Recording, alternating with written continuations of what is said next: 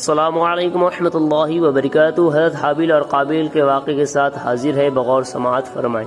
حضرت آدم علیہ السلام کے ان دونوں بیٹوں کا ذکر اللہ تعالیٰ نے سورہ مائدہ آیت نمبر 27 سے لے کر 31 میں ذکر کیا ہے۔ تاریخ کے علماء کرام کا بیان ہے، حضرت ماں حوا علیہ السلام کے ہر حمل میں ایک لڑکا اور ایک لڑکی پیدا ہوتے تھے، اور ایک حمل کے لڑکے کا دوسرے حمل کے لڑکی کے ساتھ نکاح کیا جاتا تھا۔ سب سے پہلے قابیل پیدا ہوا، اس کی جڑواں بہن کا نام اقلیمہ تھا۔ دوسری دفعہ حضرت حابیل پیدا ہوئے، ان کی جڑواں بہن کا نام لبودہ تھا۔ اور چنانچہ انسان صرف حضرت آدم علیہ السلام کی اولاد میں منحصر تھے، تو آپس میں نکاح کرنے کے علاوہ اور کوئی صورت ہی نہیں تھی۔ اسی دستور کے مطابق حضرت آدم علیہ السلام نے قابیل کا نکاح لبودہ سے جو حابیل کے ساتھ پیدا ہوئی تھی، اور حابیل کا اقلیمہ سے جو قابیل کے ساتھ پیدا ہوئی تھی کرنا چاہا۔ قابیل اس پر راضی نہ ہوا، اور چونکہ اقلیمہ زیادہ خوبصورت تھی اس لیے اس کا طلبگار ہوا۔ حضرت آدم علیہ السلام نے فرمایا، کیونکہ وہ تیرے ساتھ پیدا ہوئی ہے لہٰذا وہ تیری بہن ہے، اس لیے تیرا نکاح اس کے ساتھ حلال نہیں۔ قابیل کہنے لگا، یہ تو آپ علیہ السلام کی روایت ہے، اللہ تعالیٰ نے یہ حکم نہیں دیا۔ آپ علیہ السلام نے فرمایا، اگر تم یہ سمجھتے ہو تو دونوں قربانی لاؤ، جس کی قربانی قبول ہوگی وہی اقلیمہ کا حقدار ہوگا۔ اس زمانے میں جو قربانی قبول ہوتی تھی، آسمان سے ایک آگ اترتی تھی اور قربانی کو کھا لیا کرتی تھی۔ اس پر قابیل نے ایک انبار گندم اور حضرت حابیل نے ایک بکری قربانی کے لیے پیش کی۔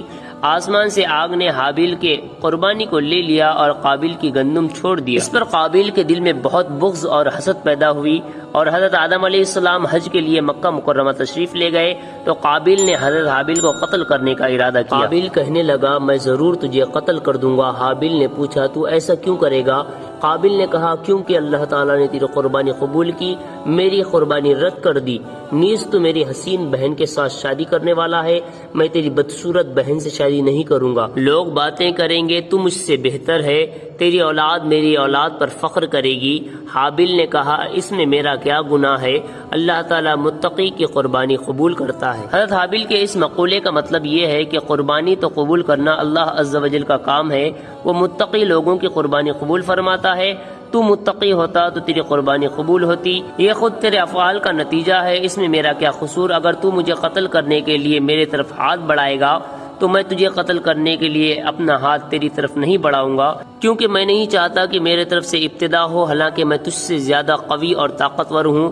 یہ صرف اس لیے ہے کہ میں اللہ سے ڈرتا ہوں۔ اور فرمایا، میرے قتل کا گناہ اور تیرا گناہ، یعنی تو نے جو پہلے والد کی نافرمانی کی، حسد کیا اور خدائی فیصلے کو نہ مانا، یہ دونوں قسم کے گناہ تیرے ہی اوپر پڑے، تو دوزخی ہو جائے۔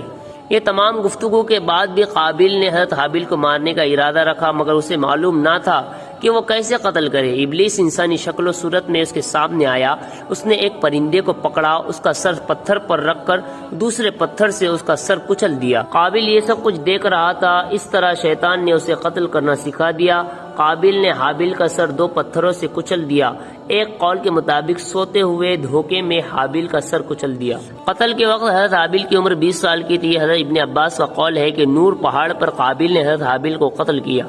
قتل کرنے کے بعد پریشان ہو گیا کہ اس کے لاش کا کیا کرے، کیونکہ اس وقت تک کوئی انسان مرا ہی نہ تھا۔ درندے اس لاش کے در پہ تھے۔ قابیل نے وہ لاش ایک بوری میں ڈالی اور 40 روز تک پیٹھ پر اٹھائے پھرتا رہا۔ حضرت ابن عباس فرماتے ہیں اسے 1 سال تک اٹھائے رکھا۔ کئی مدت تک لاش کو اپنی پیٹھ پر اٹھائے پھرتا رہا۔ پھر جب اسے لاش چھپانے کا کوئی طریقہ سمجھ نہ آیا تو اللہ تعالیٰ نے ایک کوہ بھیجا جو زمین کو کورید رہا تھا۔ چنانچہ یوں ہوا کہ 2 کوے آپس میں لڑے، ان میں سے ایک نے دوسرے کو مار ڈالا۔ پھر زندہ کوے نے چونچ اور پنجوں سے زمین کو کورید کر گڑھا کھودا، اس میں مرے ہوئے کوے کو ڈال کر مٹی دبا دیا۔ یہ دیکھ کر قابیل کو معلوم ہوا کہ مرے ہوئے لاش کو دفن کرنا چاہیے، چنانچہ اس نے زمین کو کھود کر دفن کر دیا۔ حضرت آدم علیہ السلام جب لوٹ کر آئے تو حابیل کے متعلق قابیل سے پوچھا تو وہ کہنے لگا، میں اس پر نگہبان نہیں۔ آپ نے فرمایا، تو نے ہی اسے قتل کر دیا ہے، جس کی وجہ سے تیرا جسم سیاہ یعنی کالا ہو گیا ہے۔ حضرت آدم علیہ السلام نے اس سے براءت کا اظہار کیا۔ قابیل اس کے بعد 100 سال تک زندہ رہا۔ پھر قابیل کو مردود کر دیا گیا، وہ مارا مارا پھرتا رہا، اسے امن کہیں نصیب نہ ہوا۔ اس نے اپنی بہن اقلیمہ کا ہاتھ پکڑا اور یمن کی طرف بھاگ گیا۔ ابلیس شیطان اس کے پاس آیا اور کہا، حابیل کی قربانی آگ اس لیے کھا گئی کیونکہ وہ آگ کی پوجا کرتا تھا، تو بھی آگ کے لیے جگہ بنا جو تیرے اور تیری نسل کے لیے ہو۔ قابیل نے ایک آتش گدا بنایا، یعنی وہ پہلا شخص تھا جس نے آگ کی پوجا کی۔ اس کی اولاد نے آگ کو پوجا، بدکاری اور بدفعلی میں انتہا کو پہنچ گئی، حتیٰ کہ حضرت نوح علیہ السلام کے طوفان نے انہیں غرق کر دیا۔ یہ واقعہ بہت عبرتیں اور نصیحتوں پر مشتمل ہے۔ ان میں سے ایک یہ ہے کہ انسان نے جو سب سے پہلے جرائم کیے ان میں ایک قتل تھا، اور دوسری یہ ہے کہ حسد بڑی بری چیز ہے۔ حسد ہی نے شیطان کو برباد کیا اور حسد ہی نے دنیا میں قابل کو تباہ کیا۔ اگلے ویڈیو کے ساتھ دوبارہ حاضر ہوں گے۔ جزاکم اللہ خیرا۔ السلام علیکم ورحمۃ اللہ وبرکاتہ۔